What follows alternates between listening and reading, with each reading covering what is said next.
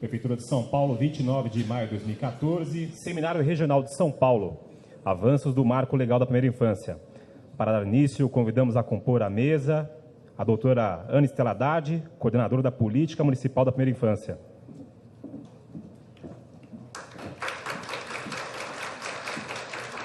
Acompanhada da senhora Maria de Fátima Lopes, conselheira do Conselho Municipal da Criança e do Adolescente.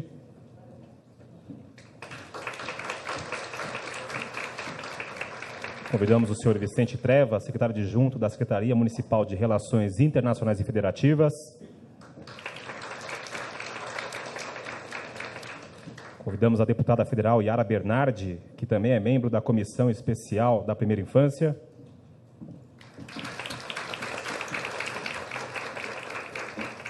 Convidamos também a senhora Cida Borghetti, deputada federal e presidente da Comissão Especial da Primeira Infância. Pode se acomodar, por gentileza. Registramos e agradecemos a presença do doutor Paulo Fadigas, juiz de direito do Tribunal de Justiça do Estado de São Paulo. Registramos também a presença da senhora Denise Mota Dal, secretária municipal de Políticas para as Mulheres. A senhora Joane Vieira Pinto, secretária adjunta da Secretaria Municipal de Educação. Registramos a presença do senhor Carlos Nogueira, pediatra, professor da Universidade de Ribeirão Preto. Registramos também a presença do senhor Silvio Manon Calustian, coordenador da Unicef para os estados de São Paulo e Minas Gerais. Para darmos início, convidamos a fazer uso da palavra a senhora Cida Borghetti, deputada federal e presidente da Comissão Especial da Primeira Infância. Boa tarde a todos. Quero, de uma maneira muito carinhosa, cumprimentar a Ana Estela, secretária, e quero dizer, Ana Estela, que é uma felicidade te encontrar. Fomos colegas no curso de liderança da Universidade de Harvard, e lá, junto com a deputada Yara Bernardi, com o nosso mestre, professor Didonê, pudemos aprender um pouco mais, aliás, aprender sempre, né? E um tema tão importante e carinhoso que é a primeira infância. Tratar das nossas crianças de uma maneira igualitária, tratar as nossas crianças como realmente elas precisam. As nossas crianças não podem esperar mais, né? E esta comissão na Câmara Federal, a Comissão da Primeira Infância, que trata especificamente deste tema, vem hoje a São Paulo, né, num momento especial, para escutar aqui representantes das entidades, profissionais da área, pediatras, como aqui eu vi, mas importante é ouvir, né, levar ao nosso relator todas as experiências para realmente instruir o projeto de lei que ora está sendo discutido na Câmara Federal. Quero agradecer muito a você, Ana Estela, desejar sucesso, né? Eu falo que São Paulo é o Brasil, e é verdade, São Paulo é o Brasil, e tenho certeza que vocês aqui vão fazer a diferença. E tenho certeza também que a contribuição da cidade de São Paulo, a contribuição do Estado de São Paulo para com esta comissão da Câmara Federal será muito importante. Vamos aqui ouvir e levar as experiências e levar também aqui os bons conselhos para instruir o nosso projeto de lei. Parabenizo a deputada Yara Bernardi, porque foi iniciativa dela. Temos também outros parlamentares de São Paulo que fazem parte da comissão, o deputado Duarte Nogueira, né? E trago também aqui um abraço do presidente Henrique Eduardo Alves a todos vocês, e dizer que a comissão está de portas abertas, né, para ouvi-los e acatar todas as sugestões para melhorar a condição de vida dos nossos pequenos. É um momento realmente especial do Brasil. Eu acho que, depois da aprovação desse projeto, né, esse marco legal sobre a primeira infância, o Brasil será outro, e a atenção às nossas crianças, né, de 0 a 6 anos também. É preciso realmente priorizar políticas públicas que venham de encontro em todas as áreas, né? Unindo a educação, a saúde, a assistência social e direitos humanos.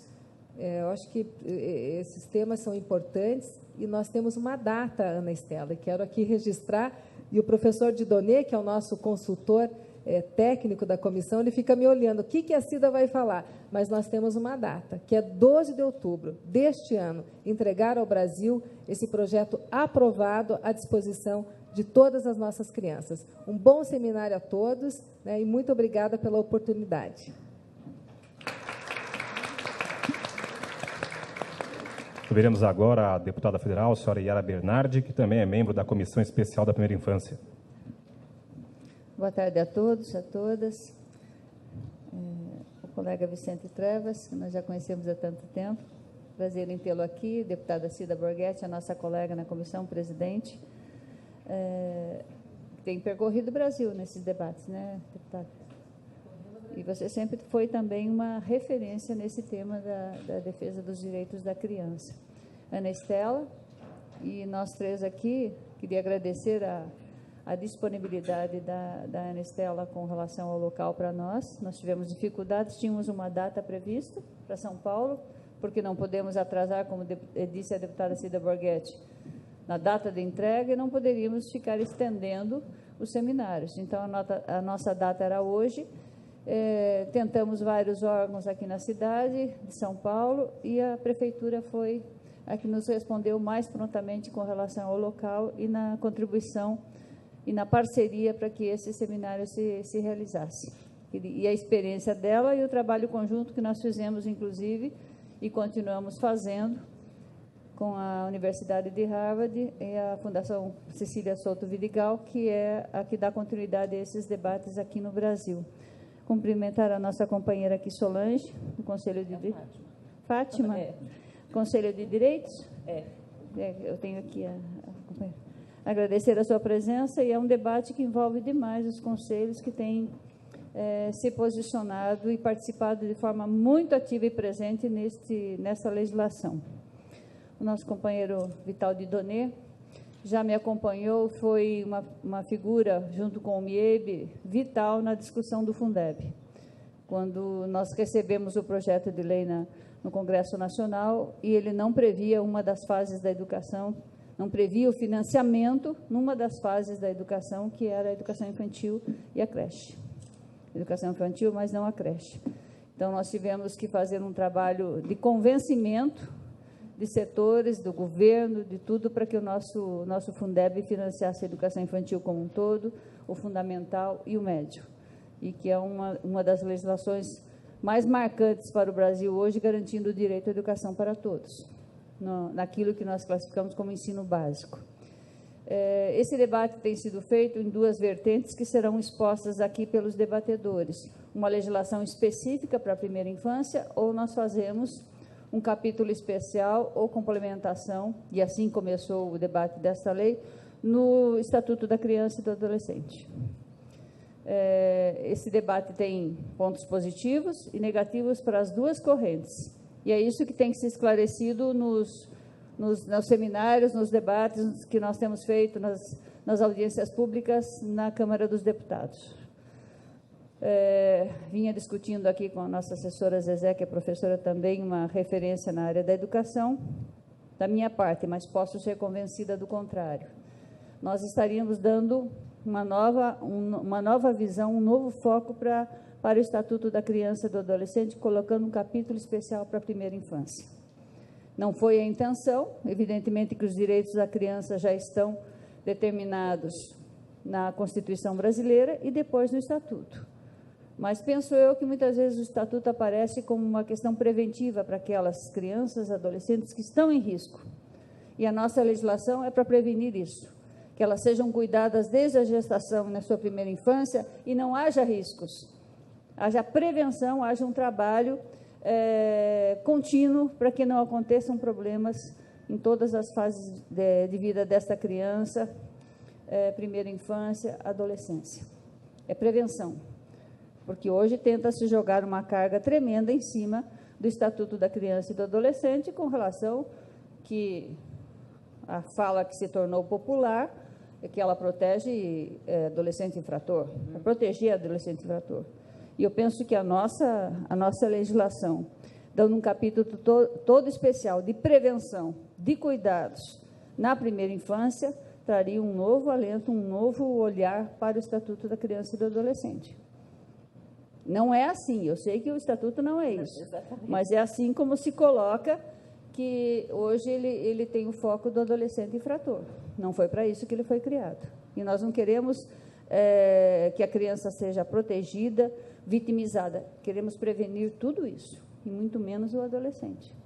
Então, tudo que nós aprendemos e estudamos sobre aquilo que tem que ser dado em atenção, família, sociedade, saúde, educação, na primeira infância, preveniriam todos os problemas futuros, quase todos os problemas futuros com essas crianças atingindo a adolescência. Então, esse seria o foco principal desse nosso debate, dessa nossa jornada por uma legislação, ou dentro do Estatuto da Criança e do Adolescente, a comissão uma hora vai ter que se posicionar com relação a isso, ou uma legislação específica para a primeira infância no Brasil, como tem acontecido, inclusive, em outros países do mundo, e tendo o olhar da saúde, o olhar da educação, da família, e tendo a criança como foco principal de todas as políticas públicas. Então, é esse debate que nós estamos fazendo, ouvindo a opinião de todos. Tem muita gente presente aqui, inclusive, que eu estou vendo de cidades do interior, da nossa região. Quero cumprimentar o companheiro Macedo, secretário de Educação da cidade de Itapetininga, em nome do qual eu cumprimento todos os colegas da área da educação que aqui vieram, e as entidades todas presentes e representativas, com certeza.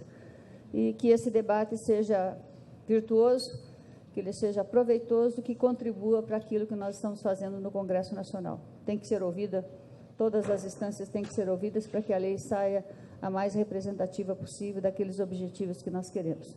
Muito obrigada pela presença de vocês. Viremos agora o senhor Vicente Trevas, secretário adjunto da Secretaria Municipal de Relações Internacionais e Federativas. Muito boa tarde. Queria inicialmente cumprimentar a Ana Estela Haddad, que é a nossa coordenadora de Política Municipal da Primeira Infância, mas eu destacaria, sobretudo, uma pensadora e uma formuladora de políticas públicas, porque trata-se do debate de hoje de criar insumos para efetivar no nosso país políticas públicas. Queria saudar a deputada Cida Borghetti, que justamente com a minha querida amiga Yara Bernardi são militantes da causa, ou seja, são parlamentares, mas também comprometidas com essa agenda tão fundamental para nos constituirmos como uma sociedade moderna, contemporânea e justa. Queria também cumprimentar Fátima, né? Aqui estava a Fátima, e que representa a Solange, os meus colegas de governo, a nossa secretária, os secretários de outras cidades, meus senhores e minhas senhoras, né? Como observou a nossa deputada Cida Borghetti, esse trabalho aqui hoje se desenvolve como uma etapa, ele expressa um momento especial do Brasil, né? É sobre isso que queria fazer algumas considerações. Na verdade, nós estamos, né, fazendo um movimento específico num processo maior, que é constituir no nosso país um estado de bem-estar social, né? Que é um tema da humanidade contemporânea muito complexo, porque aquelas regiões do mundo que no pós-Segunda Guerra Mundial constituíram essa grande aquisição, que é o welfare state, estão vivendo hoje a agenda da sua desconstrução. E nós, aqui na América do Sul, estamos aceitando o desafio da agenda da construção desse estado de bem-estar social, né? E claro que esse esforço ganha, na conjuntura atual, elementos de sua sustentabilidade, mas também tem como fundamento o pacto político da nossa sociedade, que se expressa na Constituição de 1988. Essa Constituição, ela enseja enunciados daquilo que nós podemos considerar como o desafio de construir no nosso país um estado de bem-estar social. Por outro lado, a Constituição, a partir de sua vigência, induziu a grande agenda de desenhar marcos regulatórios, marcos legais. E o nosso país vem processando essa agenda. Aqui quero lembrar o Estatuto da Cidade, aqui quero lembrar o marco legal do saneamento, o marco legal dos resíduos sólidos e o mais recente da mobilidade urbana. Portanto, eu entendo que esse esforço específico, singular, nesta agenda da primeira infância, se situa nesse contexto de dotar o Estado brasileiro para que ele possa responder aos seus desafios. E, evidentemente, que nós somos um Estado de uma forma particular, que é a forma federal. Por isso, é muito importante que nesse debate sobre os aspectos específicos, não perdamos de vista essa nossa condição de um Estado federal. Portanto, eu não posso ter a lógica de produzir uma legislação se fôssemos um Estado unitário, porque as políticas públicas no Brasil, às vezes, têm uma iniciativa numa esfera do governo, mas para chegar no território, ela tende a operar uma contratualização federativa. E vivemos um país continental, mais do que continental, um país diverso, mais do que diverso, um país desigual. E, portanto, essa diversidade, essa desigualdade e essa dimensão continental provoca na dinâmica do Estado brasileiro a sua existência assimétrica. Quando nós falamos dos municípios, perante o pacto político, são todos iguais. Mas qualquer indicador que possamos colocar na mesa vai expressar as nossas diferenças, as nossas assimetrias. Eu estou falando como integrante de um governo da maior cidade, não só do país, mas do nosso continente sul-americano. E perante o Pacto Federativo, nós temos as mesmas competências de Borá, que é também o menor município do Brasil, que se encontra no nosso estado de São Paulo, né? Eu só chamo a atenção para essa sensibilidade federativa, para as assimetrias federativas, porque serão premissas de dar ao marco legal que esperamos que no dia 12 de outubro se consolide a sua sustentabilidade institucional. Então, sejam bem-vindos a São Paulo, é sempre um prazer receber a todos. Muito obrigado. Registrando e agradecendo a presença da senhora Juliana Cardoso, vereadora da Câmara Municipal de São Paulo, a presença da senhora Maria da Glória Zenha, da Oeste Santa Catarina. Veremos agora a senhora Maria de Fátima Lopes, conselheira do Conselho Municipal da Criança e do Adolescente. Boa tarde a todos e a todas. Vim representando o CMDCA, que é os direitos das crianças e adolescentes. Dentro da primeira infância, nós lançamos um edital 2014, priorizando a primeira infância. Então, temos 314 projetos que entraram dentro do CMDCA, dentro da primeira infância. Então, estamos trabalhando, o CMDCA sempre trabalhou com direito de criança e adolescente. Este ano priorizou a primeira infância. Queria responder à deputada Yara sobre a questão do Estatuto da Criança e Adolescente. O Estatuto da Criança e Adolescente não defende só o adolescente, ela defende desde a gestação. Então, ela prioriza direitos a partir da gestação. É uma questão de interpretar o Estatuto da Criança e Adolescente, que ele abrange todos os direitos. Então, o CMDCA trabalha sempre dentro desses direitos das crianças e adolescentes. Muito obrigada. Boa tarde. Senhoras e senhores, ouviremos agora a doutora Ana Estela Haddad, coordenadora da Política Municipal da Primeira Infância. Muito boa tarde a todos e todas, sejam todos muito bem-vindos.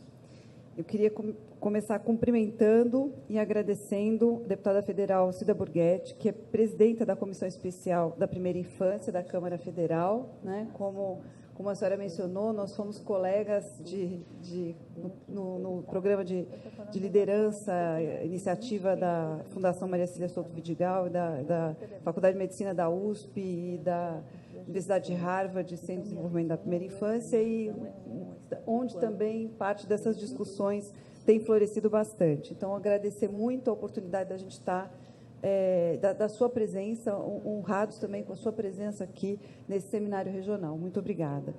Queria agradecer muito também, fortemente, igualmente, a deputada federal Yara Bernardi, que é membro da comissão e que nos trouxe essa proposta, né, de fazer o seminário regional aqui em São Paulo, né, qual a gente parabeniza, cumprimenta e agradece pela oportunidade de poder estar participando de uma forma assim importante desse debate que para nós é tão caro, né?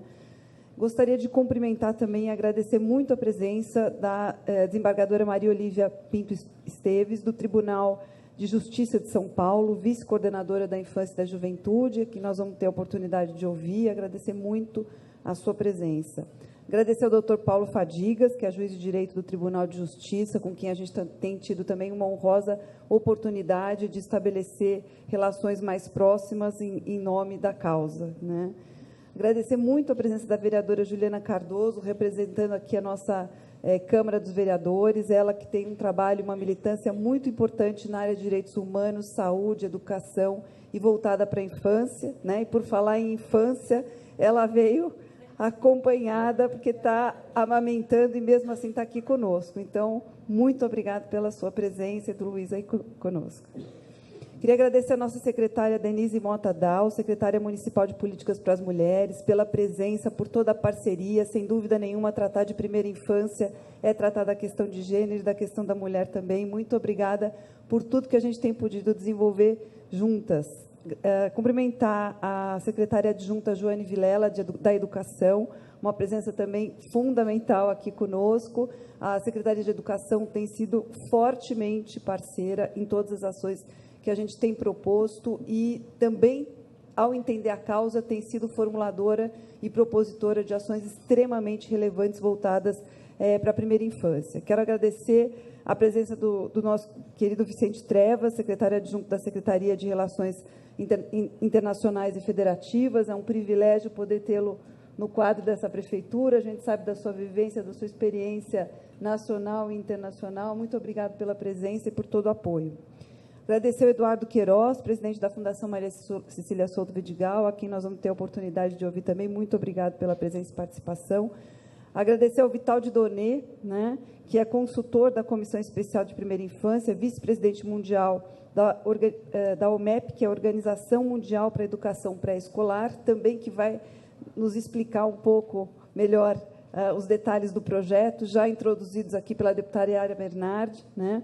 Então, muito obrigada por estar aqui, por nos apoiar e nos ajudar nos esclarecimentos, na possibilidade desse debate, que também nos acompanhou lá em Harvard, tem um militante importante da área, né? Agradecer ao pediatra Dr. Carlos Nogueira, que é professor da Universidade de Ribeirão Preto, que está aqui conosco também, e agradecer Maria Fátima Lopes, conselheira do Conselho Municipal da Criança e do Adolescente, e fazer uma menção aqui, um reconhecimento e um agradecimento ao CMDCA pela parceria, pela compreensão que tem tido conosco na abertura dessa pauta. Então, como ela já colocou, além do edital, né, que eles abriram esse ano, incluindo a questão da primeira infância, acho importante fazer uma menção também a uma nova legislação apoiada também pelo CMDCA, que está permitindo direcionar recursos, né, que são recursos que vão para o Fundo Municipal, para o FUNCAD, das empresas de impostos, e direcionar isso para uma força-tarefa que nós estamos aqui no município, que é a ampliação de vagas na educação infantil. Então, o CMDCA tem nos apoiado nessa causa, a gente agradece muito e sabe da importância do papel que vocês têm junto às ações do município, né? Agradecer Maria da Glória, da Organização Santa Catarina, também profissionais da educação, da saúde. Já vi muitas pessoas aqui queridas, secretários de educação, acho que tem vários dirigentes aqui da área da educação. A própria deputada Yara Bernardi tem uma militância importantíssima, a gente é admiradora e reconhecedora do seu trabalho na educação, assim como o Zezé Rocha, que a gente conhece desde a época do Ministério, e, ao falar da Zezé Rocha, estendeu os agradecimentos às nossas equipes que nos ajudaram a organizar o seminário. Queria também mencionar para a deputada Yara Bernardi que nós procuramos trazer, essa é uma plateia bastante seleta, né, bastante diferenciada, e nós procuramos trazer, além das entidades e representações nacionais e internacionais, com as quais a gente tem contato, que representam e trabalham, militam na área da primeira infância, dentro da prefeitura, nós temos aqui também a presença, eu estou vendo ali a Atenê da Saúde da Criança, estou vendo a Elisa da Educação, e sei que direitos humanos, nós temos aí as nossas áreas técnicas das secretarias municipais da Prefeitura, que trabalham com a questão da infância, também aqui presentes e interessadas em acompanhar o debate. A gente agradece muito a presença. Muito rapidamente, dizer que a ideia, né, como já foi bem colocado aqui na mesa, esse é um momento da gente poder abrir e oportunizar o debate, as posições. Eu tenho certeza que a gente vai ter entendimentos diversos, mas sei que também estamos todos unidos pela causa. Eu acho que é isso que deve nos mover aqui, né? É um espaço da gente ter tranquilidade e serenidade para expor sem preocupação, sem medo, eu acho que todas as posições, para que a gente realmente possa construir uma compreensão mais aprofundada, mais equalizada entre todos, a partir das diferentes vivências, né? E, quem sabe, poder, de fato, contribuir com o projeto de lei aí que está em discussão. Então, desejo que a gente tenha uma ótima tarde de discussão e vamos estar aí acompanhando os debates. Muito obrigada pela presença de todos.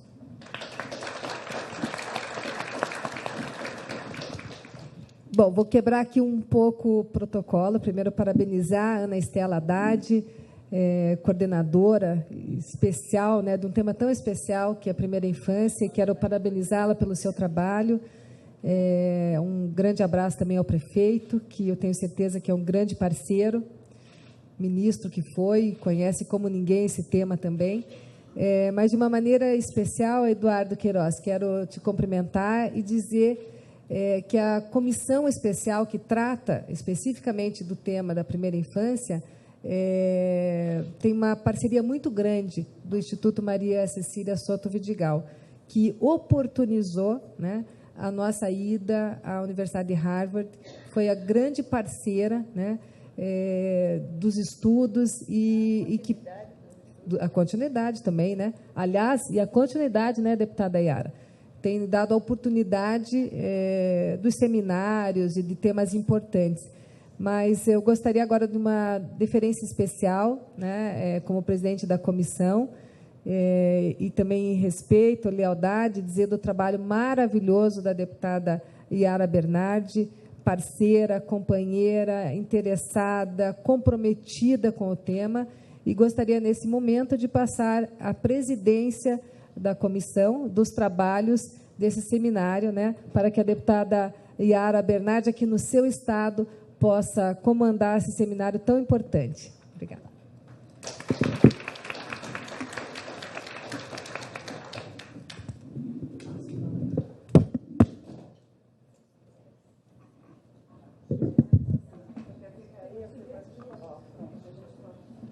Aproveitamos o momento da passagem, então. Permanecerão as deputadas e a doutora Ana Estela, primeira-dama.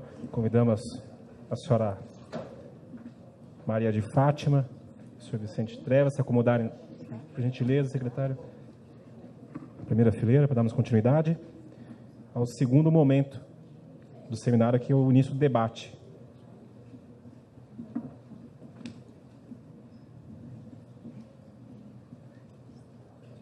Temos também a importância desse momento para agradecer o Fórum Municipal de Educação Infantil e o Fórum Estadual de Educação Infantil. Luiz, enquanto estão, eu sei que eu corri o risco de esquecer várias menções, mas eu falei da Atenê, queria agradecer a Sônia Larrubia, da Educação Infantil, também aqui. Muito obrigada pela presença. No prosseguimento agora, convidamos a fazer uso da palavra o senhor Vital Dieudonné, consultor da Comissão Especial para a Primeira Infância, vice-presidente mundial da OMEP, a Organização Mundial para a Educação Pré-Escolar. O professor vai usar a tribuna, professor? Vai usar a tribuna? Eu só queria compartilhar com vocês também, Cida, todos nós aqui, a alegria de nós termos aprovado ontem na Câmara dos Deputados, à noite, o Plano Nacional de Educação, em debate.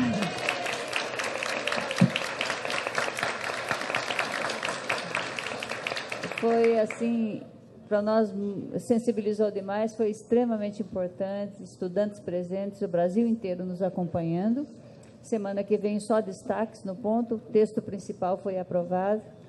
e a gente já pode, a partir desse ano, começar a trabalhar em cima das metas propostas para os próximos 10 anos no Brasil, em termos educacionais. E a primeira infância, evidentemente, está garantida e destacada nas metas do Plano Nacional. Para nós foi muito emocionante ontem, com todo tipo de contratempo, trancamento de pauta e divergências, nós conseguimos a unanimidade no Congresso Nacional.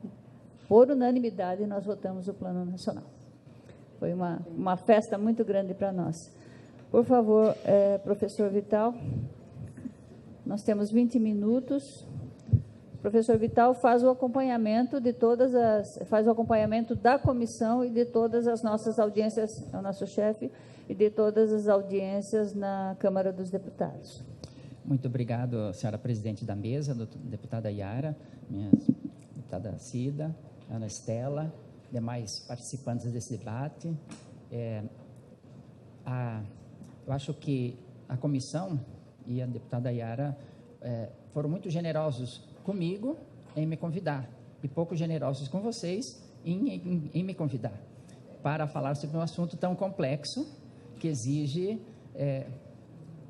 uma consideração assim, muito ponderada, muito segura e muito aberta, que, aliás, é distintivo da comissão especial. Desde dos autores do projeto, a presidente, o relator e os membros da comissão especial têm demonstrado uma receptividade às análises, às críticas, às sugestões, às propostas de aperfeiçoamento do projeto. E isso nos deixa bastante tranquilos, porque a gente sabe que, e a Ana Estela no início, mas as três, a deputada Yara e a Cida Borghetti, disseram quanto esperam desses seminários que estão sendo realizados, seminários e audiências públicas realizados em vários estados do Brasil, além daquelas da comissão especial realizadas na Câmara dos Deputados em Brasília, para não apenas gerar um debate, mas aperfeiçoar uma proposta que começou de forma bastante incipiente e disponível para a discussão, a fim de a gente ter, até 12 de outubro, se assim der, né, as forças todas conjugarem nesse sentido, para oferecer à criança brasileira, nesse dia, uma proposta legislativa que gere um desdobramento prático. Essa é a grande pergunta que se faz. Por que esse projeto de lei é importante? A gente tem um marco legal bastante avançado no Brasil na área dos direitos da criança e adolescente, exemplar, inclusive, para vários outros países. E o que o projeto de lei quer fazer é partir desse elevado patamar legislativo que defende, promove, protege os direitos da criança e adolescente, focar, ajustar a lente nesse particular período da vida, que é até 6 anos de idade, em função das características próprias distintivas desse período. É verdade que o Estatuto defende os direitos da criança e adolescente, da concepção até 18 anos, de forma harmônica, uniforme e acorde com a Convenção dos Direitos da Criança das Nações Unidas e conforme a Constituição brasileira. Mas também é verdade que a criança pequena é vista e num conjunto meio que indistinto e sem alterar e sem criar nada de novo. A ideia desse projeto é pegar a lente e precisar olhar para enxergar com mais precisão o que é distintivo e o que exige, em relação às políticas públicas, uma atenção específica. É um desafio, mas é uma grande necessidade e há uma grande possibilidade. Por quê? Porque as ciências, nos últimos anos, avançaram muito no conhecimento da natureza específica da relação entre as capacidades genéticas, os determinismos, as determinações genéticas e as condições sociais, ambientais, culturais que as crianças vivem para determinar as possibilidades de desenvolvimento. Avançaram tanto que a gente desconhecer isso é desconsiderar o investimento da ciência, da pesquisa, para conhecer esse período particular da vida, que é a primeira infância. Outra pergunta, não é apenas uma lei a mais? Ou não é apenas uma lei de boas intenções? A ideia é que não seja mais uma lei, que não seja um documento legal que vai ficar bonitinho, que vai para a gaveta e não transforme. Por quê? Porque ele incide exatamente naquele ponto que está entre a definição da lei e a ação prática. Ele determina, esse projeto de lei está determinando que as políticas públicas para a primeira infância tenham tais e tais características, e que determina que essas políticas sejam instrumentalizadas por um plano de ação de longa duração e abrangente. Depois eu vou comentar essas características. Determinando que sejam elaborados planos de ação que ponham em prática essas determinações e essas características. Não é diferente, deputada Yara, o que aconteceu em relação à educação. A Constituição determina que, no artigo 214, se elabore planos plurianuais de educação com tais e tais características. E já estamos no segundo plano. O primeiro foi 2001 a 2011, e esse agora com atrasos, dado toda a complexidade da sua discussão, que valeu a pena para poder alcançar os 10% do PIB para a educação, foi um dos motivos também que protelou a aprovação do plano, até se alcançar a compreensão da viabilidade, da possibilidade real do Brasil investir 10% do seu produto interno bruto em educação. Então, nesse ponto, menos mal, né, que demorou para a sua aprovação, mas estamos no segundo Plano Nacional de Educação, considerando tão importante, tão essencial, porque ele vai se desdobrar em planos estaduais e planos municipais. Como disse muito bem o secretário, antes o Brasil é um país de dimensões continentais, de uma imensa diversidade e de uma grande desigualdade. É importante que a gente tenha percepção de que cada município que tem crianças pequenas também pense nelas. Quem são nossas crianças, onde elas estão, como é que elas vivem, o que existe de possibilidade de fazer por elas e o que nós nos dispomos a fazer. E esse é o plano municipal pela primeira infância, que deve acontecer no desdobramento desse processo que começa no nacional, não elaborado por um comitê de especialistas, mas num processo participativo e amplo, como está determinado no projeto de lei, de sorte que cada município tome a sua posição e assuma a sua responsabilidade, dentro das suas possibilidades, juntamente com o Estado e a União, porque isso também tem um outro princípio no projeto de lei que determina essa articulação, União, Estado e município, para que todas as crianças brasileiras possam usufruir dos seus direitos, de todos os seus direitos. Então, por incidir em políticas públicas e no plano, esse projeto de lei tende a ser um instrumento de transformação social. Então, em que essa lei avança? O que ela pretende avançar? Não na definição de novos direitos. Existem novos direitos. Até existem livrinhos que explicam os novos direitos da criança, e os direitos da criança pequena. Amamentar, por exemplo, é um direito específico da primeira infância, ser amamentado. Ter direito a 6 meses, no mínimo, de leite materno no peito da mãe. É um direito específico da primeira infância. E assim, existem outros direitos, por exemplo, o direito de ser defendido diante da intensidade das propagandas da televisão para que a criança consuma tais e tais alimentos ou bebidas, ou compre tal produto, ou convença o pai e a mãe para comprar tal e tal coisa. É um direito dela ser protegida, especificamente da criança, num período da vida que ainda ela não sabe distinguir e não tem um juízo crítico para dizer isso serve, isso não serve, isso eu deixo de lado e aquilo eu aceito porque é bom para mim.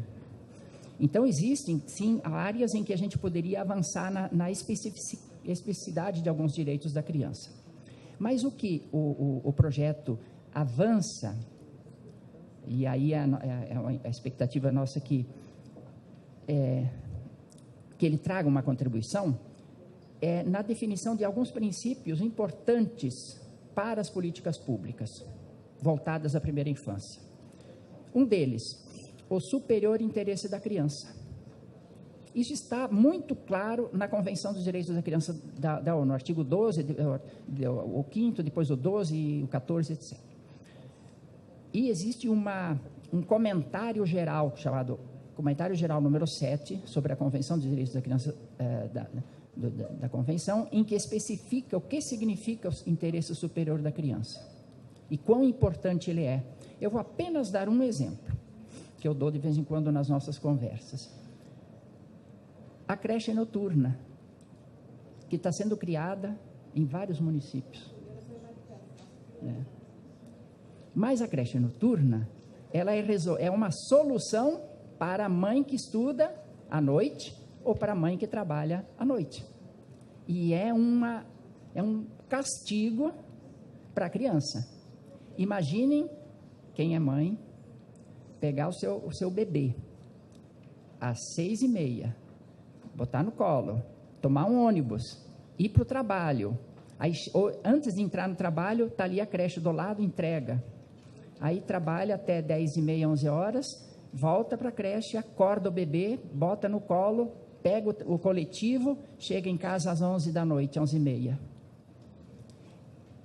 A medicina avançou tanto em estudo, e a psicologia também, sobre a importância do sono à noite para o crescimento, para a formação dos hormônios de crescimento e do desenvolvimento da pessoa, que a criança que não tem tranquilidade no sono noturno, geralmente tem problemas psicológicos, hiperatividade, uma série de problemas. Então, a solução que se dá para a mãe trabalhadora ou a mãe estudante noturna, com essa forma, não partiu do interesse e não respeitou o interesse superior da criança, que é, segundo a Convenção, né, e segundo a Convenção não, segundo a Constituição Brasileira, prioridade absoluta.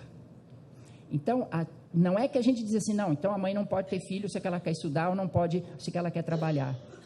Ela tem direito a ter filhos, tem direito a trabalhar e tem direito a estudar. E o seu filho tem direito à tranquilidade. Então, o Estado tem que encontrar uma outra solução. Em vez da creche noturna, fazer próximo da residência das mães trabalhadoras ou estudantes, um lugar de acolhimento desses bebês ou dessas crianças, como acontece na Dinamarca, acontece em algumas casas da Suécia e da Finlândia, que é menos caro do que uma creche noturna. E mais, se a criança que for para a creche noturna, ela teria que, para ser creche, ela teria que ouvir historinha, brincar, pular, desenhar. E como que ela vai fazer isso à noite? E se ela fizer, ela não vai dormir. E se ela dormir, ela não tem direito à creche no dia seguinte, porque ela já ocupou uma vaga. Então, vejam, quando a gente diz interesse superior da criança, é um critério para definir as políticas públicas. Um outro princípio que está nesse projeto de lei para as políticas públicas é a centralidade da criança. A gente toma decisões por várias razões na administração pública, mas se a gente tem a criança como centro da referência, a gente vai encontrar uma forma mais respeitosa desse cidadão em função das suas características próprias. Nós somos uma sociedade adultocêntrica. A gente pensa que o adulto é o padrão, a referência. A criança tem que crescer para depois participar. A criança, ela está numa fase de preparação. Sim, está na fase de preparação. Mas a melhor preparação é viver intensamente cada período, cada ano da sua existência. Cada momento que ela vive com um significado em si mesmo, mais a prepara para o dia seguinte. Então, ela não está na escola para ser um bom aluno do ensino médio. Ela não vai se alfabetizar para ser uma escritora. É porque ela está vivendo essa aprendizagem porque é bonito aprender, porque descobre o mundo, porque se relaciona melhor, porque se integra com essa realidade complexa na qual ela está imersa. As consequências disso é o desdobramento. Então, quando a gente tem a centralidade da criança ao definir as políticas para a primeira infância, estou dizendo em relação às políticas da primeira infância, o olhar fica mais abrangente, mais respeitoso para esse ser de pouca idade. A visão holística. Hoje é uma conquista não só da sociologia, da antropologia, da psicologia, mas das políticas também que pensam o social, é enxergar a criança como uma totalidade. A gente sabe que os direitos são inseparáveis um do outro, são interligados. Quando se pensa em alimentação, se pensa em diálogo. Quando a mãe amamenta o bebezinho, ela também está transmitindo pelo olhar o afeto, o carinho. Não é só o leite, não é só a proteína, não são apenas as vitaminas, é a segurança, é o afeto, é a formação do vínculo. E assim, quando o governo oferece creche, não está pensando apenas na solução dessa criança que a mãe foi trabalhar. Está pensando na educação dessa criança. E quando está pensando na educação, está pensando em toda a formação dessa personalidade, dos valores, da linguagem, da comunicação, do movimento. Né? Não está formando apenas o cérebro para ser um aluninho inteligente. Está formando o cidadão no sentido pleno. Então, essa visão holística também está... havia até uma definição que depois foi retirada da versão atual do projeto, do que se entende por desenvolvimento integral e abrangente da criança, e que está muito bem explicitado no comentário número 7 da ONU sobre do Comitê dos Direitos Humanos da Criança e Adolescente. Outra coisa que eu acho que o projeto de lei avança é a corresponsabilidade da família, da sociedade e do Estado. Há alguém que diz assim, mas aí vão querer retroceder, isso é retrógrado, atribuir novamente à família o papel. Não existe desenvolvimento da criança, não existe criança plenamente realizada como ser humano se ela não tiver laços afetivos, seja com a família, na definição da família que tivermos. Não estamos nos referindo à família tradicional, pai e mãe e ter tantos irmãozinhos. O conceito que a lei da Maria Penha, acho que define família, né, com uma clareza maior ainda do que nós temos nas legislações anteriores. A Constituição já é bem aberta em relação ao conceito de família, mas avançou na especificidade nas leis posteriores. Aqui, quando a gente fala família, é no sentido que a legislação brasileira já está adotando num conceito bastante amplo. A família tem um papel insubstituível, fundamental. O Estado não é pai, o Estado não é mãe. Por mais que alguns grupos queiram dizer que valorizar a família, ou pretender que a família cumpra o seu papel de primeira cuidadora e educadora da criança seja um processo retrógrado, por mais que isso seja afirmado, eu acho que a gente não pode jamais abrir mão desse papel fundamental da família. O Estado tem obrigação de ajudar a família a cumprir seu papel. E aí existe no projeto de lei uma determinação de que é importante para a criança que o Estado ajude a família a cumprir seu papel de primeira cuidadora da criança. A sociedade também tem um papel importante. Não vamos entrar nesse comentário agora, e o Estado. Outro aspecto importante que eu acho desse projeto de lei é a corresponsabilidade, e eu já me referi a isso antes, União, Estado e Município. O artigo 23 da Constituição diz que lei complementar definirá a relação da corresponsabilidade dos entes federados. E até hoje, essa lei complementar não foi criada. Há dificuldade de definir como que a União se relaciona com o Estado na área de políticas, de recursos, de administração, de compromisso da execução dos planos. Nós pensamos que na área da criança podemos avançar um pouco nessa área.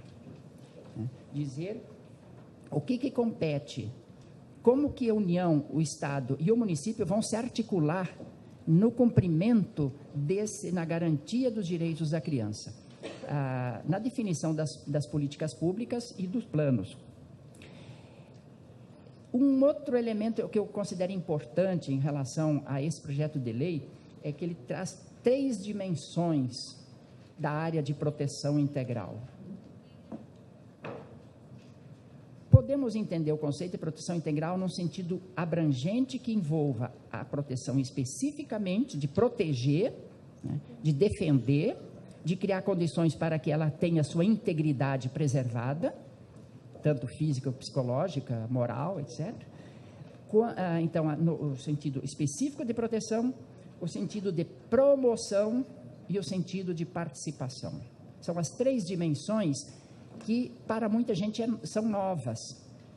Muita gente acha que não, tem que cuidar da criança, só cuidando, protegendo, está resolvido o problema. O crescimento, o desenvolvimento não se dá se a criança for apenas protegida. Ela precisa ser estimulada, ela precisa receber desafios, ela tem que ser recebida nos contextos mais complexos em que dela se exige respostas criativas, que são direitos de promoção. E mais, o direito de participação. Essa é uma novidade, em grande parte aqui no nosso país, e muitos outros. A criança tem condição de participar e direito de participar de tudo aquilo que lhe diz respeito desde o comecinho da vida. Claro que ela tem linguagens diferentes para se expressar, não é verbalmente. Existem o que a gente chama de as múltiplas linguagens da criança, e para isso precisa ser capacitado para poder perceber, ter que ser sensível. Às vezes nós, adultos, não conhecemos a linguagem que a criança nos fala e achamos que ela não está dizendo nada, mas nós é que ignoramos essa linguagem. O importante é a formação do pessoal, saber identificar, sobretudo nos espaços públicos de acolhimento da criança, como que a gente acolhe as suas diferentes expressões em relação àquilo que ela está gostando, aquilo que está lhe fazendo bem, aquilo que está lhe desagradando, que está lhe prejudicando. E aí são os processos de escuta, né? A intersetorialidade, um outro elemento importante é a visão humanista, científica e da experiência profissional gerada na reflexão e na avaliação daquilo que realmente está contribuindo com o desenvolvimento infantil. Acolhimento da diversidade, eu acho que esse é um elemento importante. A gente tende a uniformizar. A escola até usava uniforme e usa uniforme como expressão de que a gente quer todo mundo igual. E a prova é para dizer, todo mundo tem que cumprir isso aqui. Quer dizer, todo o aparato escolar historicamente foi montado para eliminar as diferenças e concentrar naquilo que constitui o padrão, o modelo ideal. E aí a gente não aprendeu a respeitar os diferentes. E hoje a gente está no Brasil vivendo um período bastante criativo e exigente de enxergar as diferenças, porque acolher a diversidade é acolher as individualidades. Quando a gente não acolhe a diversidade, a gente rejeita as individualidades, porque nós somos indivíduos diferentes uns dos outros. Vou concluindo. A busca ativa, eu estou usando essa expressão que não está no projeto de lei, mas uma outra forma com que ela está dito é as crianças mais excluídas dos espaços mais sombreados das nossas políticas públicas. Vejam só, Brasil Carinhoso, e eu espero que São Paulo Carinhosa também vá nessa direção, criou um instrumento interessantíssimo, simples, mas efetivo, de buscar as crianças das famílias mais pobres e mais excluídas. Primeiro, que são as famílias do Bolsa Família, portanto, já cadastradas como as que estão no nível de pobreza. Dando 60% a mais do valor aluno-ano da creche para aquela das famílias que pertencem a esse segmento da maior pobreza. Então, o prefeito tem interesse de buscar essas crianças desses níveis de maior pobreza, porque ele vai receber 60% a mais no per capita dessa criança. Um instrumento simples, mas genial, porque ele é efetivo. Nós vimos na palestra lá na audiência pública da semana passada na Câmara dos Deputados, no dia 20, quando o representante do MDS apresentou o gráfico da alteração do perfil de renda das crianças que estão na creche no Brasil a partir do Brasil Carinhoso. Já alterou.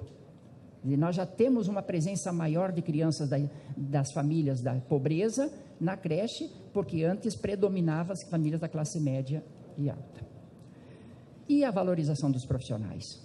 E aí eu não vou entrar em detalhe, porque é um assunto que ainda está por aperfeiçoar no projeto, queremos mais sugestões, mas são 2 elementos importantes. Todos os profissionais que trabalham com as crianças têm que ter formação. Formação inicial e formação continuada, formação permanente, formação em serviço. E valorizados. Por quê? Imaginem se os técnicos de revisão das aeronaves não tivessem curso, fossem catados assim na hora, olha, tem muito avião, chegou avião aqui, a gente comprou uma quantidade lá e vamos agora aumentar os voos no Brasil e põe técnicos que não sabem entender. E, no entanto, em criança é muito mais sério do que mexer numa turbina de um Boeing. Porque é um ser humano que tem um destino pessoal, que tem um desejo de felicidade, que é um mistério da existência e que vai ser alguém que vai estar convivendo com todos os demais numa interação humana. E a gente não pode dizer que qualquer pessoa dá conta, basta cuidar que ela está bem. Então, a ciência já avançou muito para mostrar a sensibilidade desse período da vida. Então, se esse período é tão sensível, quão sensível não devem ser também os profissionais que vão colocar a sua palavra, o seu olhar, os seus valores, os seus desafios, as suas confianças nessa criança. Então, a formação é fundamental e a gente está avançando um pouco com a comissão especial na definição desses elementos, mas gostaríamos também que nessa área, Ana Estela, vocês aqui nos ajudassem muito, porque vocês também têm um cabedal de reflexões, experiência, né? Então, e a gente tem 2 versões do plano, como a da deputada Yara falou, a versão A, que já é diferente da original, portanto, todos os comentários que vocês fizerem hoje ou daqui para frente, sejam baseados nessas versões mais atualizadas, porque elas já incorporaram muitas modificações que vêm de janeiro até agora. Professor, teria como o senhor divulgar como é que as pessoas poderiam ter acesso na comissão aos textos? Tem, sim. O projeto de lei, o projeto de lei na original, ele se encontra no site da Câmara dos Deputados, no site também da comissão especial. A versão A e B já foi enviado pela presidente e pelo relator, a deputada Cida Borghetti e o João Ananias, para todos os que participam das mesas desses seminários para fazerem os seus comentários em cima dele. Além disso, nós temos colocado, por exemplo, na Rede Nacional Primeira Infância, já colocamos à disposição as 2 versões. Agora, eu posso também enviar essa mais atualizada que a gente já está elaborando aqui para a Ana Estela, ou a própria deputada Yara, né, com seus articulações, já pode distribuir em online, claro, uma versão digitalizada, porque não tem forma de imprimir isso, né? Então, eu agradeço a atenção, mas eu estou aqui, como disse a deputada Cida no início, nós estamos aqui para ouvir mais do que para falar, porque a gente quer colher não apenas assim, considerações, mas contribuições concretas, o que deve cortar, o que deve acrescentar, o que deve melhorar, o que deve modificar, porque essa lei tem que brotar, assim, de muita experiência, de muita sensibilidade, de muito avanço que a sociedade brasileira já tem na concepção da infância, na compreensão da relevância dos primeiros anos de vida e da possibilidade das políticas públicas, baseada em todo esse arcabouço legal que a gente tem de direitos, construir um novo patamar sobretudo, de maior equidade, porque a sociedade só se torna mais justa, mais equânime, se a gente oferecer para as crianças melhores condições de vida, sobretudo aquelas que estão à margem, estão na sombra das políticas públicas. Muito obrigado. Muito obrigada, professor. Eu queria até esclarecer que nós já fizemos em Brasília, a comissão especial tem trabalhado com audiências públicas e contribuições de convidados, em áreas específicas. Realizamos também 2 seminários internacionais, onde o Brasil todo foi convidado e informado inclusive com representantes de Harvard, com suas pesquisas mais atualizadas com relação ao funcionamento do cérebro das crianças, os estudos da neurociência. Então, 2 seminários internacionais e agora esta fase de percorrer o Brasil, que a deputada Cida e os outros membros da comissão têm feito, pelo Brasil afora, ouvindo todos os interessados. Chamaria para a mesa agora Maria Olívia Pinto Esteves Alves, desembargadora do Tribunal de Justiça de São Paulo, vice-coordenadora da Infância e Juventude. Por favor, Maria Cecília. Maria Olívia. Desculpe. Eu queria informar também que temos café e água lá fora, não vamos fazer intervalo, e no final nós teremos espaço para questionamentos e debates. Por favor. Bem, boa tarde a todos. Eu cumprimento todos os organizadores e integrantes desse seminário, na pessoa da senhora Ana Estela, coordenadora da Política Municipal da Primeira Infância, e também na pessoa do ilustre procurador Maria Olívia de Justiça, poderia falar um pouquinho, Paulo Afonso. Falar mais perto do microfone. Sim. Aqui presente, que até me constrange um pouco, um dos maiores juristas e estudiosos da questão da infância e juventude, e eu, infelizmente, estou afastada, agora estou na coordenadoria e vou tentar falar um pouco, considerando apenas a minha experiência pessoal.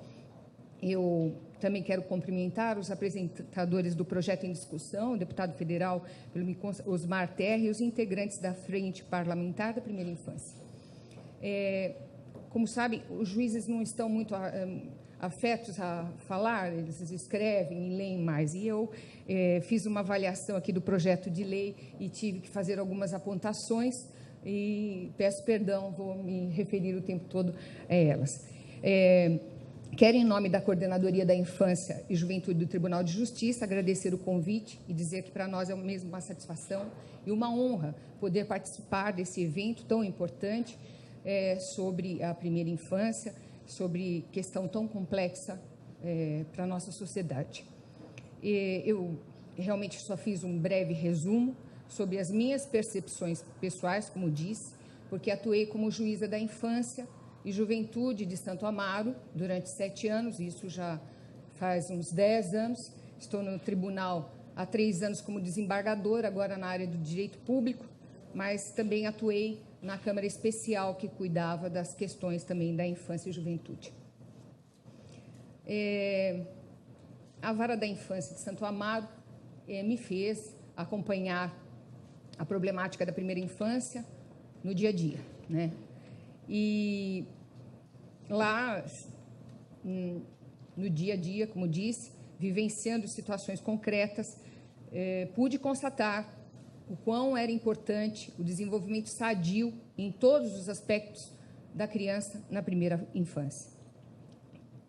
Lá nós atendemos várias crianças com dificuldades, inclusive de crescimento físico, porque tiveram os seus direitos violados, os direitos mais fundamentais, né? Os direitos da proteção na gestação, o direito à alimentação, e experimentaram sequelas como essa, de não conseguir nem mesmo se desenvolver fisicamente. Lá acompanhamos várias crianças que chegaram com esses problemas em virtude de suas genitoras fazerem uso de drogas, né, de álcool e etc. Né? Além disso, também tivemos a oportunidade de constatar violações outras dos direitos da primeira infância pela sociedade e pelo próprio poder público. Quando cheguei na Vara da Infância, por exemplo, o acesso à saúde da criança na primeira infância, do adolescente, e o acesso, inclusive, à educação infantil e fundamental, não eram garantidos, né, pelo poder público. E, na verdade, o Estatuto, vigente já desde 1990, e a Constituição de 1988 já garantiam esses direitos amplamente, né? São, como já se disse aqui, legislações das mais avançadas, acho que no mundo, na questão da proteção da infância e juventude, inclusive na questão da prevenção. Se fossem realmente cumpridas as determinações que ali foram feitas, né, nós não estaríamos aqui hoje discutindo esse projeto de lei, que é louvável, é elogiável, mas é a evidência de que a nossa sociedade, né, 25 anos depois, ainda não se conscientizou da importância de se cumprirem os direitos fundamentais da criança e do adolescente, né? Da criança, inclusive, na sua fase da primeira infância. Nós ainda temos crianças desnutridas, abandonadas, exploradas sexualmente, exploradas no trabalho infantil, mas isso não excepcionalmente. 25 anos se passaram e nós ainda temos essa realidade forte, muito forte, né? De qualquer forma, esse projeto é uma iniciativa louvável, como eu disse, elogiável, que procura conscientizar e alertar de novo. Isso tem que ser, o quanto for necessário, a sociedade para esses direitos e para a importância do cumprimento desses direitos. E está correta a justificativa que eu vi a respeito do projeto de lei, com um alerta de que a sociedade tem prestado muita atenção nos problemas da adolescência, da juventude, né? E isso é compreensível porque os jovens se manifestam através os problemas dos jovens se manifestam através do uso de drogas, das práticas de violência, eles se manifestam de alguma forma. E as questões pertinentes à primeira infância não têm essa mesma voz, não é? Se não for através da família, da sociedade, essas questões não vão aparecer, e só vão aparecer já quando for muito tarde, já quando tiver passado a infância. Então, a iniciativa é importante, é de suma importância, para ressaltar isso, para despertar a atenção para isso, né? Já se fez estudos de toda sorte, de toda a área, e está mais do que comprovado que são nesses primeiros anos de vida que se forma, né, o ser humano em toda a sua integridade, né? Bem, mas estamos aqui para debater o projeto e as minhas observações são mais dirigidas como aplicadora da lei, né? Não tenho todo o conhecimento sobre educação, nem mesmo sobre as questões pertinentes especificamente da primeira infância, mas como aplicadora da regra, né? Eu então faço aqui algumas observações sobre o projeto e explico que recebi as alterações, versão A, versão B, muito em cima da hora, e não tive condições de fazer uma melhor avaliação, né? Eu estou na coordenadoria, eu sou vice-coordenadora, o coordenador está de férias e, infelizmente, o nosso outro coordenador está internado, que é o Antônio Carlos Malheiro, uma pessoa extremamente voltada ao estudo da infância e juventude, que vinha estando à frente da coordenadoria. De qualquer forma, eu já, pelo que avaliei, entendo que a versão A já está bem melhor, né? Pelo que vi, acho que as regras que ressaltam as especificidades, as necessidades da primeira infância, deveriam se inserir no Estatuto da Criança e do Adolescente de uma forma harmônica. Acho que não deveria ser feito através de uma lei específica e de forma assim dissonante do Estatuto. Exatamente por isso, a importância desses seminários, desses debates que estamos realizando. Eu li um estudo feito por 2 promotores de justiça, Luiz Antônio Miguel Ferreira, especialista em direitos difusos e coletivos e mestre em educação, e João Paulo Faustinoni e Silva, e eles destacam exatamente, na versão original, a versão A, então, já melhorou bastante, que o projeto de lei estava dissonante da harmonia do Estatuto da Criança e do Adolescente, e que isso seria um risco, né? Inclusive porque, procurando se garantir e se alertar sobre os direitos da primeira infância, poder-se-ia estar se facilitando interpretações de que os outros direitos, então, elas não teriam ou ficariam para segundo plano, né? Em palavras mais fáceis de se entender. Então, uma das primeiras observações que eu faço é essa, que as regras procurem se harmonizar com os títulos, com os capítulos do Estatuto, que é uma legislação tão avançada, né? E eu propunha, na versão original, que fossem retiradas aquelas definições sobre infância, que me pareciam muito subjetivas e perigosas, né? O legislador deve evitar essas definições minuciosas, porque elas acabam ensejando interpretações tão subjetivas que dificultam o cumprimento da legislação. Mas eu já vi que, na versão A, vários conceitos foram retirados, e se andou bem, porque o Estatuto ele já define todos os direitos fundamentais da criança e do adolescente, como já se disse, já fala da proteção integral, princípio, norte do Estatuto, já fala da prioridade absoluta, em harmonia com a Constituição Federal, que anunciou a prioridade absoluta, né? E não há necessidade de se repetir e se expandir isso. Me parece que o projeto tem grande importância no estabelecimento de políticas públicas que sejam mais específicas realmente para a primeira infância, né? Como disse, eu vou ver o nome, Vidal, né? Vital. Isso. Me parece que aí, sim, seria extremamente interessante se esmiuçar mais as necessidades da primeira infância, né?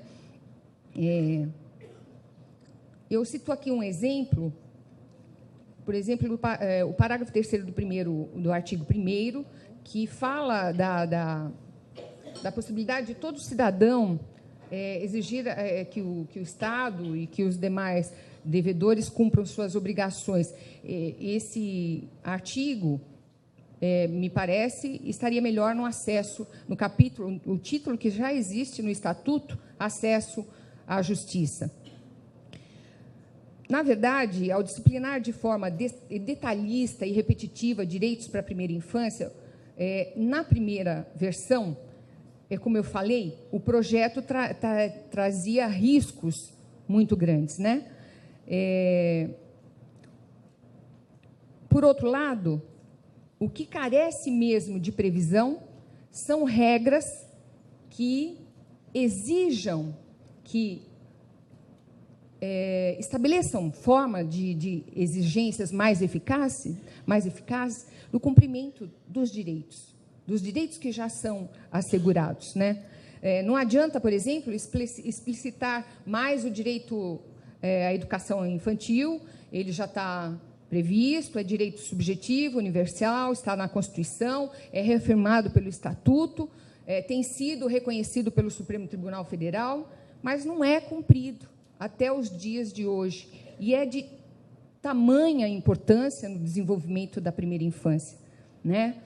Não há, até hoje, formas de coerção para que esse direito não seja mais violado, né? A gente sabe das dificuldades do poder público, mas já fazem 25 anos que esse direito foi garantido,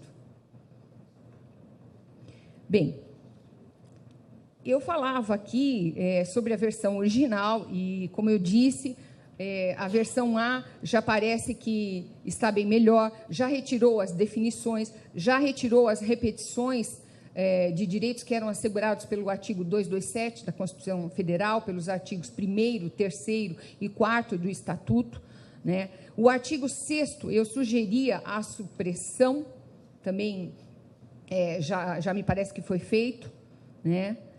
E em estudos que li, me parece que a versão A, que também é uma proposta de inserção de alterações ao Estatuto de uma forma harmoniosa,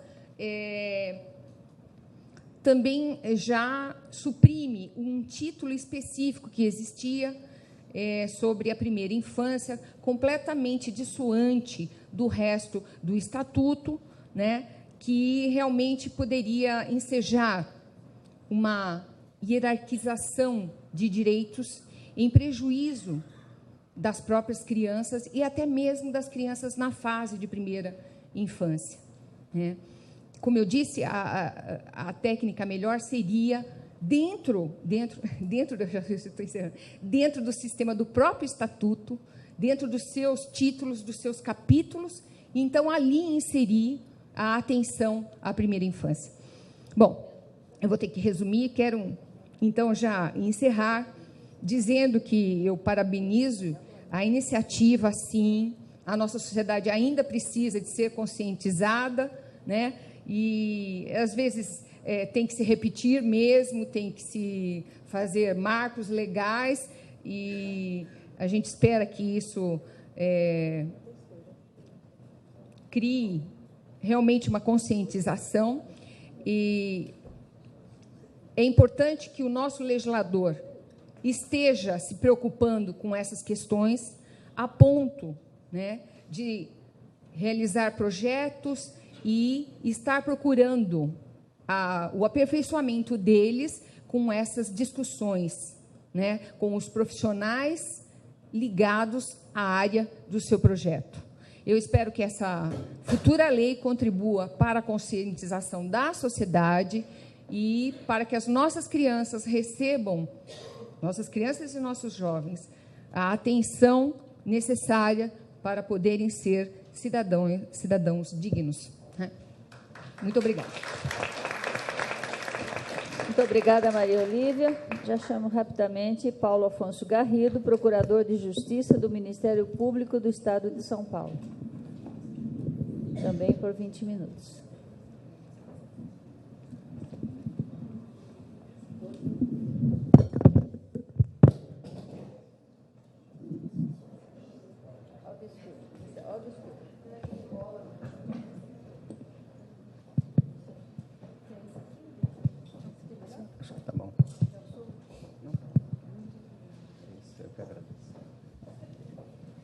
Senhoras deputadas, senhora presidente da mesa, presidente da Comissão Nacional, doutora Ana Estela, que coordena a política municipal da primeira infância, gostaria inicialmente de registrar minha satisfação, a minha alegria de estar presente e poder contribuir nesse processo de discussão de um projeto tão importante e tão necessário, né, que veio em uma boa hora.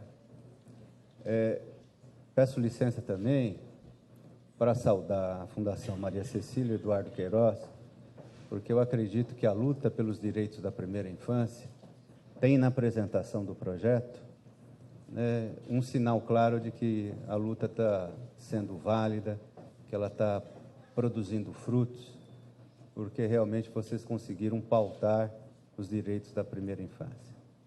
Cumprimento a apresentação do projeto, entendo que era necessário e veio em boa hora.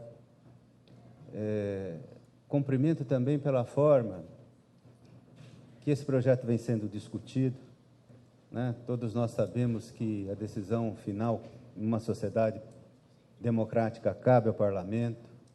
O Parlamento recebeu esta delegação popular para a elaboração de leis. Esta oitiva da população, dos especialistas, está relacionada a esta compreensão da chamada democracia participativa. O saudoso professor Antônio Carlos Gomes da Costa, que foi um dos redatores também do Estatuto da Criança e do Adolescente, costumava falar na chamada política de influir, né? Então, na realidade, enquanto sociedade civil ou especialista, nós queremos, né, ou pretendemos apenas influir para que o resultado, evidentemente, seja um resultado bom, um resultado adequado.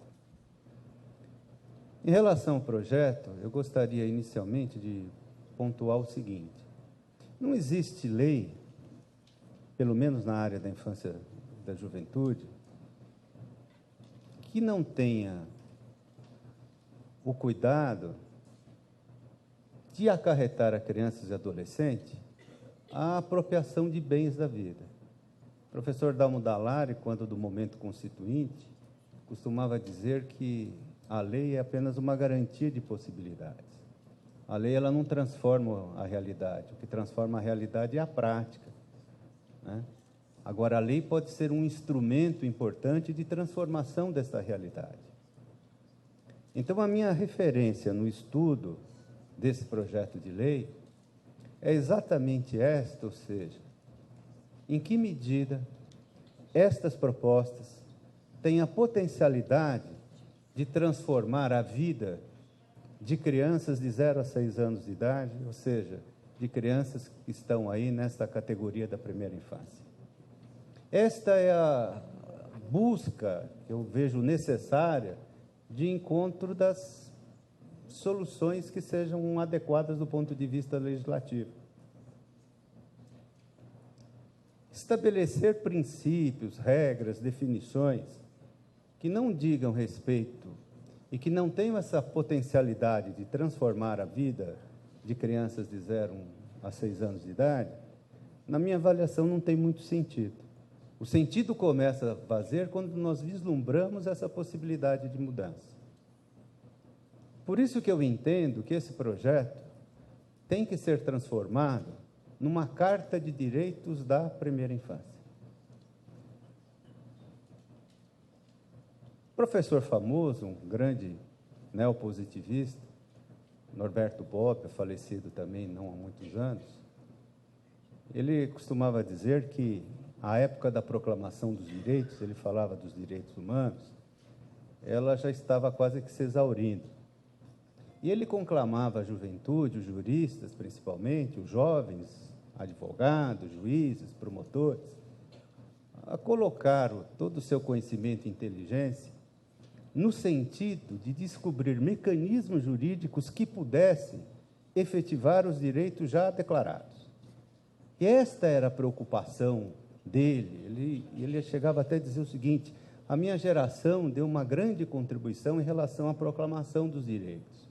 Eu quero que as novas gerações, né, porque talvez a nossa não consiga mais ter a criatividade necessária, encontre as soluções necessárias para que os direitos tenham uma potencialidade maior. Do ponto de vista técnico estrito, então me parece que esta preocupação com os direitos efetivos das crianças de 0 a 6 anos, em todas as fases do conhecimento, ou fases de crescimento ou de desenvolvimento, né, devem estar expressas, né, no projeto de modificação do próprio Estatuto da Criança e do Adolescente. Então, a título apenas de reflexão, será que as regras relacionadas à gestação, ao parto, ao pré-natal, ao pós-natal, constantes do Estatuto da Criança e do Adolescente, são suficientes? Será que elas não estão atrasadas? E hoje o conhecimento científico já referido aqui não indicam determinadas situações ou determinados avanços que merecem ser transformados em direito? Eu volto a citar o Bobbio. O Bobbio também tem uma outra expressão numa obra chamada Era dos Direitos, que ele diz o seguinte: os direitos nascem quando podem ou quando devem. E quando ele diz que os direitos nascem quando podem ou quando devem, ele estava se referindo à ideia de que essa transformação de um interesse em regra jurídica depende, às vezes, de ruptura, mas que depende, principalmente, da evolução cultural. Então, se a nossa cultura hoje, ela nos permite avançar naqueles direitos proclamados no Estatuto da Criança e do Adolescente e que são próprios da primeira infância, eu acho que não vai encontrar objeção de ninguém. O Estatuto, apenas para ilustrar, ele estabeleceu como obrigatório o exame do pezinho, para encontrar erros inatos ao metabolismo da criança, fenilcetonúria, o hipotireoidismo congênito, alterações nos T4, que os médicos determinavam. Muito bem, hoje nós temos outros exames que são importantes, da íris, etc.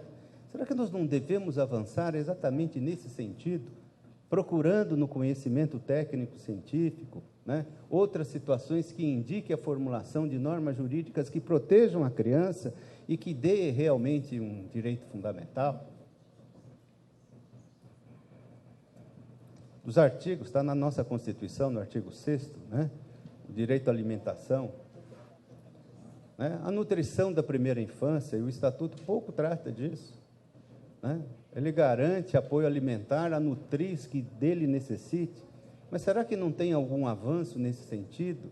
Nós não podemos estabelecer algum direito que garanta efetivamente à primeira infância a alimentação necessária para que o seu desenvolvimento seja saudável? Então, a observação que eu faço é no sentido de buscar avanços que efetivamente digam respeito à proclamação de direitos que vão bater lá na ponta, que a criança ou adolescente possa, melhor dizendo, que as crianças de 0 a 6 possam se apropriar dos bens da vida que são protegidos pelas normas jurídicas a que incumbe ao parlamento elaborar. A parte da política de atendimento à primeira infância, da definição das diretrizes faladas pelo Vital e que constantes do projeto, representam, de fato, um avanço. Eu acho que é importante pautar uma política de atendimento à primeira infância com algumas diretrizes que possam desencadear planos nacionais, planos estaduais, planos municipais relacionados ao desenvolvimento da primeira infância. Acho que realmente é um avanço que pode ser significativo. Em algumas situações, ele não é sequer, em relação às definições, eu partilho do mesmo entendimento já esposado, já manifestado pela desembargadora Maria Olívia Alves, que, ao contrário do que disse, muito colaborou na área da infância e juventude, enquanto integrou a Câmara Especial, que no Tribunal de Justiça é encarregada do julgamento das ações em grau de recurso relacionadas à infância e juventude. Tem decisões brilhantes e que realmente vão bater, como eu disse, lá na ponta, e divorciadas daquilo que eu costumo e penso,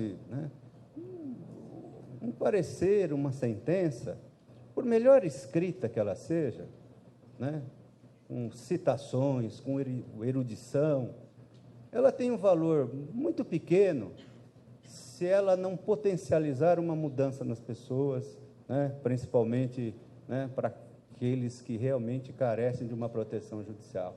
Da mesma forma, eu entendo a lei. Não adianta fazer uma lei com grandes definições bonitas se ela não passa, e não vai mudar ou potencializa a vida das pessoas. Então, definir a política de atendimento eu acho importante, mas eu acredito que o projeto tem que avançar na busca de direitos próprios da primeira infância. Eu acho que o projeto ainda é tímido em relação a isso. Quais são os direitos da primeira infância, ou quais são os interesses que podem ser culturalmente transportados para a norma jurídica e ali se estabelecer. Uma crítica que eu faço, já fiz em outra ocasião, diz respeito a algumas modificações, por exemplo, no Estatuto da Criança e do Adolescente, a tentativa de mexer no conceito de proteção integral. O artigo 1º do Estatuto da Criança e do Adolescente, ele apenas anuncia, como se fosse um anúncio, essa lei dispõe sobre a proteção integral a crianças e adolescentes. Ponto final. A partir disso, vai se interpretando, e o próprio Supremo Tribunal Federal já interpretou várias vezes esse dispositivo para revelar o seu alcance, o seu conteúdo, sem outras definições que podem, muitas vezes, até atrapalhar esse reconhecimento. O que é proteção integral? A proteção integral é o escopo do próprio direito da criança e do adolescente, sem nenhum tipo de adjetivação. E ela importa em duas tentativas ou duas garantias básicas. Primeiro, a garantia do desenvolvimento saudável. Segundo, a garantia da integridade. Ou seja, nenhuma lei na área da infância e juventude pode se divorciar desta tentativa de buscar garantir à criança, notadamente na primeira infância, um desenvolvimento saudável e garantir a sua integridade, né? Isto vem sido decidido dessa forma por todos os nossos tribunais. Ou seja, já se incorporou à própria cultura jurídica esse conceito de proteção integral. Mexer nesse conceito a título de explicá-lo, exemplificá-lo, né? Ele não, primeiro que não guarda relação com a primeira infância. Se o objetivo é decidir aqui a primeira infância, porque mexer num conceito, né, que está dando certo, vamos dizer assim, que está lá no Estatuto e que vem servindo, né, para alavancar uma série de lutas, que é só a ideia da chamada proteção integral, que está, inclusive, na Convenção dos Direitos da Criança e do Adolescente. Eu devo, finalizando, sei que o tempo é curto, dizer que a Convenção dos Direitos da Criança, ela tem vigência no Brasil, né? Obrigado. Ela tem vigência no Brasil. O Supremo Tribunal Federal, nós sabemos que com a emenda 45, né, que modificou a Constituição da República, hoje as convenções e tratados relacionados a direitos humanos, desde que aprovados pelas duas casas legislativas por maioria qualificada, eles ingressam no nosso ordenamento jurídico como emendas constitucionais. A Convenção dos Direitos da Criança é anterior à emenda constitucional 45. E coube ao Supremo Tribunal Federal dizer que são normas supralegais, que estão acima do Estatuto da Criança e do Adolescente, todavia abaixo da nossa Constituição, mas que têm vigência no país. Então, as normas da Convenção também se aplicam aqui. Nós, nacionais, minimizamos a importância da Convenção dos Direitos da Criança, porque a construção da Convenção, da Constituição de 1988 e do Estatuto da Criança e do Adolescente foi uma construção contemporânea. A Convenção, o projeto de Convenção, ele influiu na legislação brasileira, como a legislação brasileira influiu no conteúdo da Convenção. Então, não há muitos avanços, considerando a Constituição da República e considerando também o Estatuto da Criança e do Adolescente, que a Convenção trouxe. Em alguns países, todavia, lembro apenas da Argentina. Na Argentina, se não tivéssemos essa convenção, não teríamos praticamente leis mais apropriadas, mais progressistas relacionadas à criança e do adolescente. O Brasil não se utiliza. Agora, é lei para nós, está acima, inclusive, do Estatuto. Então, o melhor interesse da criança, né, que consta da própria convenção, já é lei entre nós. Então, é necessário perceber, né, e fazer uma reflexão a respeito, às vezes, até da desnecessidade, né, de estabelecimento de determinadas situações que estão previstas na Convenção. Todavia, se a decisão política, e talvez seja melhor reforçar isso, eu não afasto, então vamos reforçar, né, as diretrizes, eu já disse que estão perfeitas. Agora, acredito que devemos evitar, todavia, né, mexer em algumas definições que estão no Estatuto, que não dizem respeito à primeira infância, dizem respeito a toda a infância e adolescência, como o conceito de proteção integral, que eu acho absolutamente desnecessário. Finalizando, mais uma vez, eu gostaria de cumprimentar esta iniciativa parlamentar, acho que veio em boa hora, acho que todos nós, militantes pela causa da criança, devemos auxiliar para que esse projeto de lei seja aprovado, né, com o melhor conteúdo possível, né? A feitura de lei, as parlamentares sabem muito melhor do que eu, que é a arte do possível, né? As negociações são difíceis, né? Os problemas são imensos, né? Mas é necessário esta conversa, é necessário ouvir, né? E fico feliz, né, que esta comissão está, né, fazendo essa lição de casa, ouvindo os especialistas, os interessados, e eu tenho absoluta certeza que o resultado vai ser um resultado positivo. Então, fica aqui, finalizando, o meu cumprimento, né, especialmente a vocês, pela presidência e condução desses trabalhos. Muito obrigado.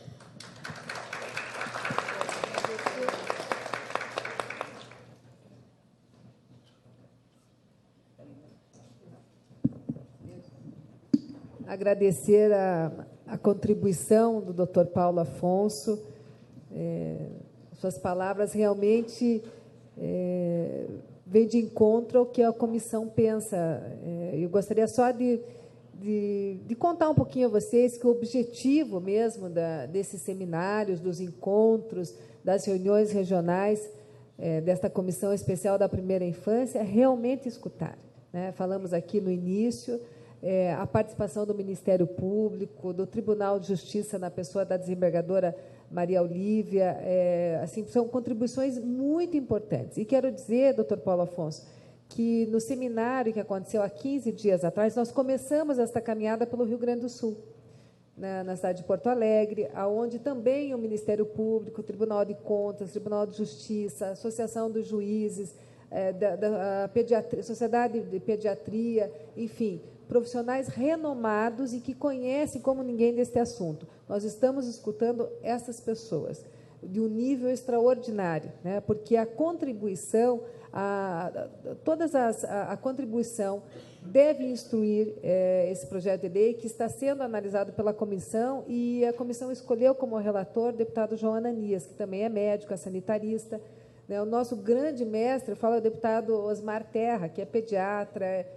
Eu falo que ele é o pai das crianças, viu, Ana Estela, porque ele se emociona cada vez que ele fala, não diferente de nós, que também somos mães, que queremos um Brasil melhor, que queremos formar cidadãos melhores para o futuro, crianças realmente saudáveis, né, fisicamente, mentalmente e intelectualmente.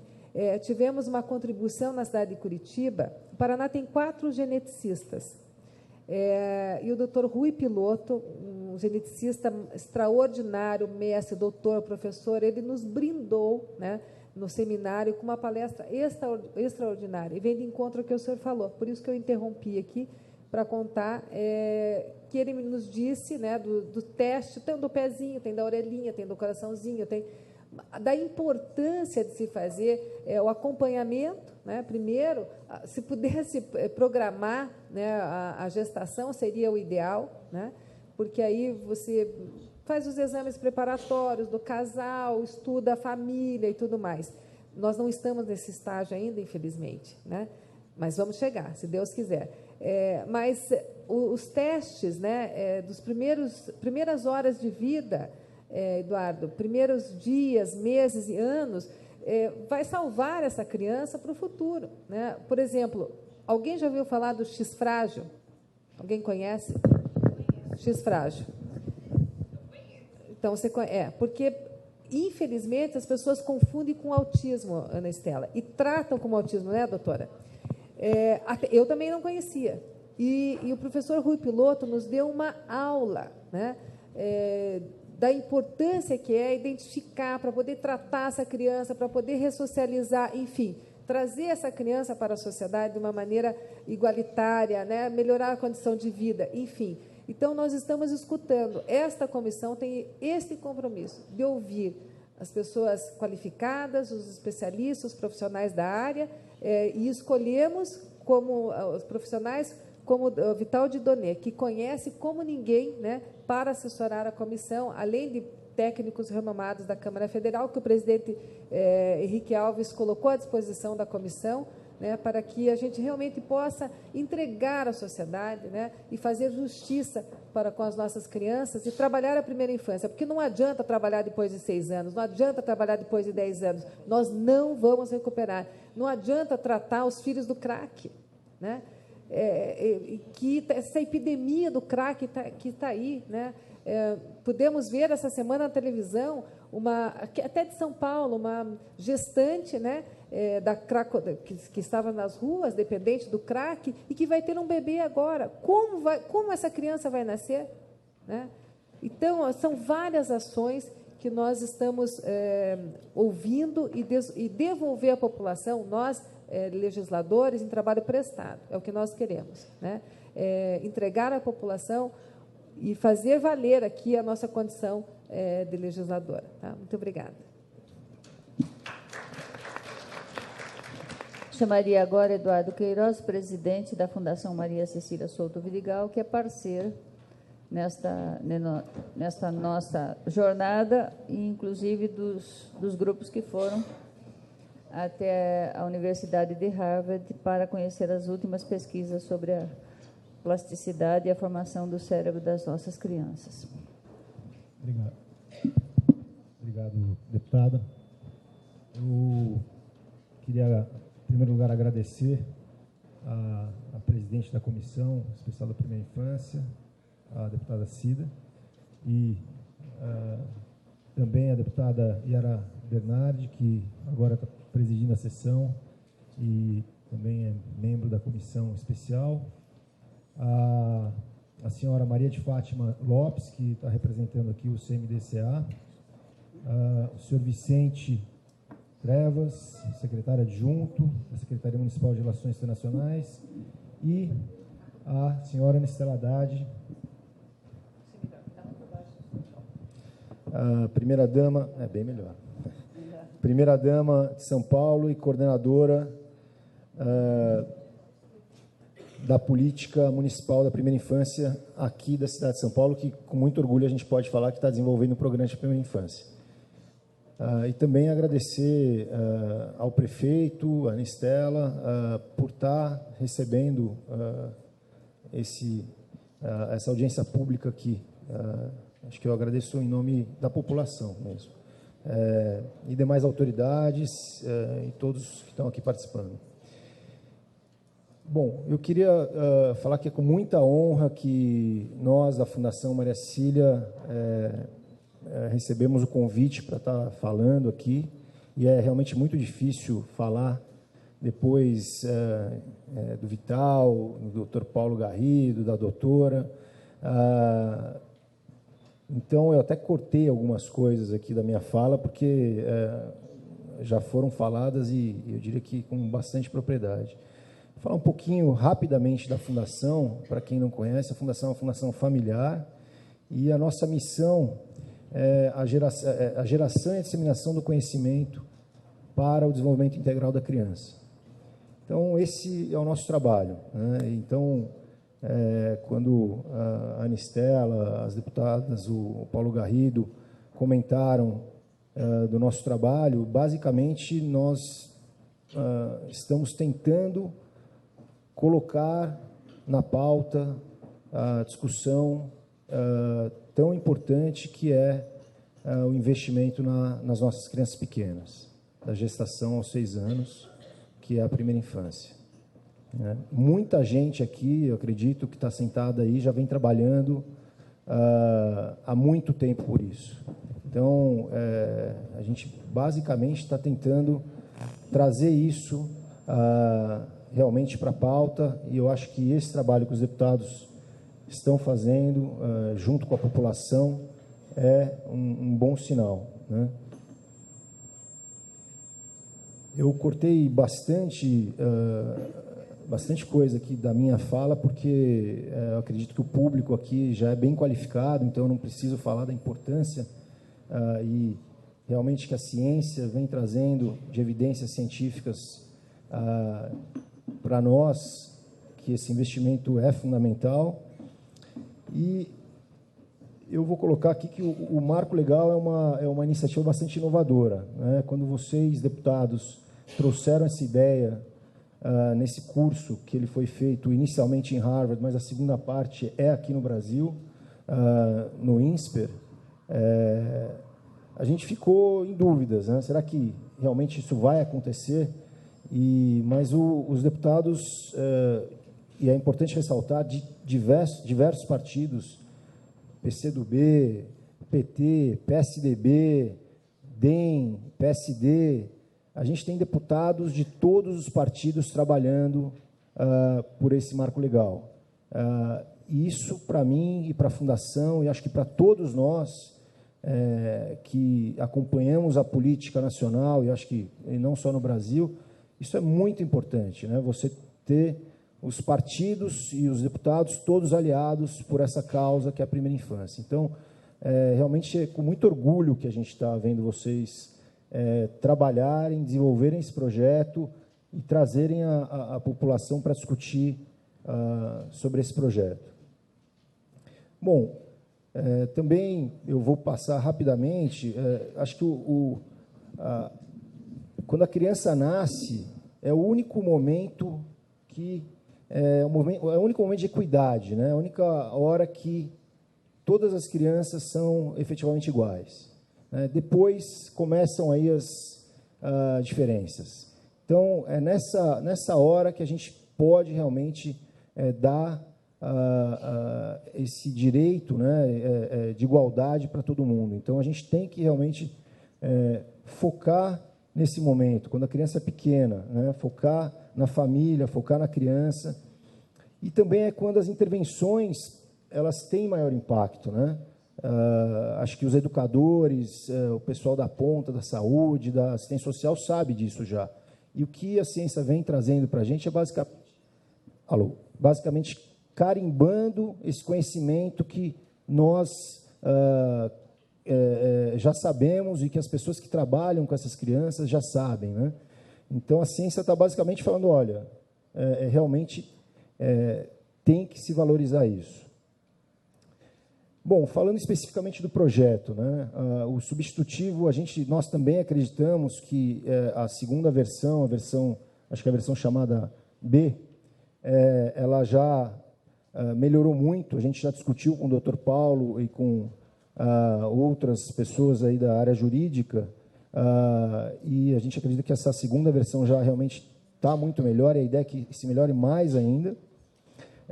Agora, para nós, né, especificamente da Fundação, esse projeto de lei avançaria muito se ele explicitasse os direitos da primeira infância, prevendo obrigações, responsabilização e formas de financiamento. Da onde vem o dinheiro, né?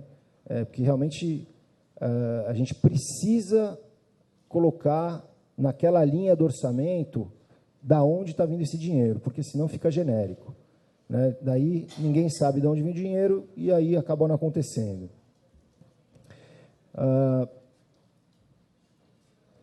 Bom, a gente colocou aqui também que é dessa forma que se cria o potencial de chegar, esse dinheiro chegar, o dinheiro da União chegar aos municípios. Se essa linha estiver colocada no orçamento da União, dos estados e do próprio município. O município, no final das contas, é quem tem esse contato direto. Não adianta a gente falar que a União tem esse contato direto, que a gente sabe que não tem. Quem tem é o prefeito, são os secretários, são as pessoas que estão trabalhando. Então, definir da onde vem esse dinheiro, para a gente é muito importante.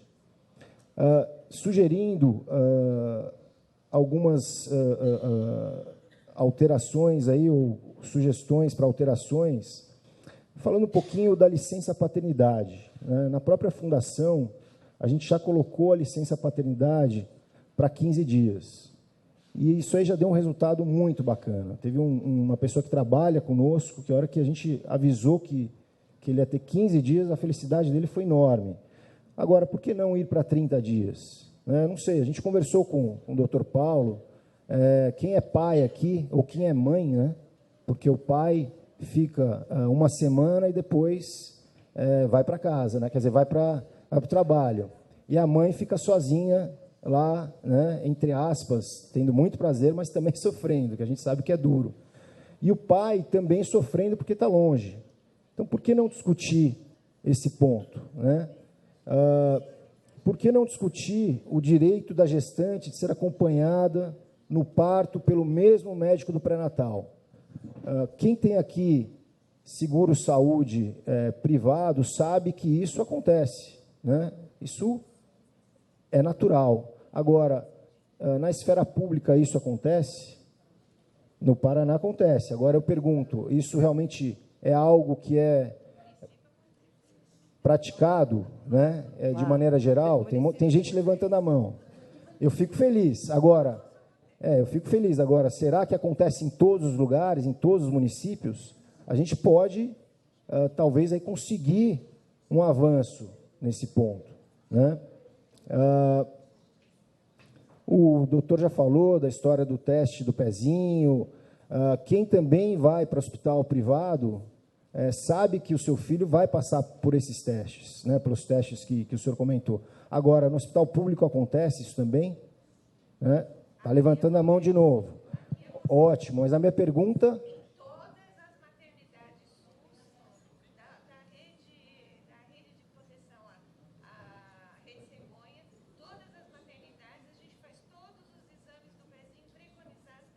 Perfeito. Agora, isso é em 100%, é o teste do olhinho, o teste da orelhinha, 100% do Brasil? Isso, eu sei. Mas a gente está falando aqui do Congresso Nacional, né? Eu acho legal você levantar a mão e defender. Não, bons exemplos que podem ser seguidos, e acho que a gente tem que fazer isso acontecer, né? Bom, outra coisa também que é básica, né? Se a ciência está provando que a base de nós, os seres humanos, ela é formada na primeira infância, quem deveria cuidar dessa criança deveria serem pessoas com a maior capacitação possível, né? E a gente sabe que isso não é a nossa realidade. Agora, será que a gente não deveria ajudar essas pessoas, levando capacitação para a ponta de qualidade, para realmente impactar as crianças e as famílias? Né? Direito à visitação familiar quando a criança não estiver em creche. Eu sei que a Anistela está trabalhando nisso aqui em São Paulo, né? E no Rio Grande do Sul, o PIN já faz isso, de certa maneira, uma parceria do Estado com as prefeituras. Isso já passou por 3 gestões, manteve o nome e o programa continua. Agora, isso acontece no Brasil? Os promotores cobrando, né, aos prefeitos em relação à vaga em creche. Será que não seria interessante, porque demora para construir uma creche, demora para qualificar um profissional, encontrar esse profissional, será que não seria importante também o promotor chegar para o prefeito e questionar o prefeito e falar, olha, você está construindo a creche? Ótimo. Agora, o que você vai fazer enquanto essa creche não estiver pronta? E o prefeito ele entrar com um programa de visitação a essas gestantes, a essas mães, que às vezes não sabem o que fazer, né? A gente tem exemplos ótimos. O Rio Grande do Sul é um exemplo sensacional que deveria ser seguido, né? E que, se a promotoria conhecer, que eu acho que tem vários que já conhecem, podem cobrar o prefeito, sim, a vaga em creche, mas também cobrar o prefeito, bom, então o que você vai fazer alternativamente? Bom, tema polêmico, licença maternidade para 6 meses, né? De 6 meses. Será que já não está na hora da gente mostrar, porque já tem pesquisa de uma pessoa que é o James Heckman, que é o Nobel de Economia da Universidade de Chicago, mostrando que esse investimento ele se paga facilmente lá na frente, investimento na criança pequena. Será que se a gente mostrar para os empresários que esse investimento vai retornar para eles mesmos, lá na frente, eles não seriam a favor da licença maternidade de 6 meses? Né? Então, eu não sei se tem alguém contra que a licença maternidade de 6 meses. Eu acredito que não. Agora, é algo que eu coloco, eu sei que é um desafio grande para os deputados, mas é algo que envolve acontecer na prática, né? Bom, o prazo é curto, muito curto, né? Agora e também para aprovar o projeto. 12 de outubro nós vamos entregar. Queremos ver esses pontos que eu comentei, que vocês... 5 minutos eu tenho. Esses pontos que eu comentei, que vocês vão trazer também para a pauta, colocado nesse projeto de lei, eu acho que agora é a hora, pessoal. Agora é a hora de quem já trabalha com primeira infância, de quem milita na causa. Os deputados estão trabalhando por isso, né? Em 12 de outubro eles vão entregar esse projeto. Então, agora é a hora de realmente a gente levar isso para se tornar realidade, né? Bom, eu vou finalizar, falar que a Fundação continua à disposição dos deputados, como nós pudermos ajudar. Nós somos parte da Rede Nacional Primeira Infância. Agradecer o Vital, aqui, que já foi presidente, e a rede, eu acho que também está mobilizada para isso. Acho que a gente tem que mobilizar mais ainda a Rede Nacional. Mais uma vez, parabenizar a Frente Parlamentar, o deputado Osmar Terra, que foi quem apresentou, mas com muita inteligência, colocou você, uma mulher, mãe, para tocar esse projeto, né? Também aqui em São Paulo, a deputada Yara, e parabenizar a comissão especial e a frente parlamentar. Então, eu só queria repetir algo que o doutor Paulo falou, que eu anotei aqui, me chamou bastante atenção, que a lei é uma garantia de possibilidades, né? Então, cabe a nós mesmos, a população, a sociedade, fazer com que ela seja muito boa, que ela seja prática, mas cabe mais ainda a nós mesmos cobrar os deputados para que, e os municípios, os estados e o governo federal, que essa lei seja implementada. Muito obrigado a todos vocês.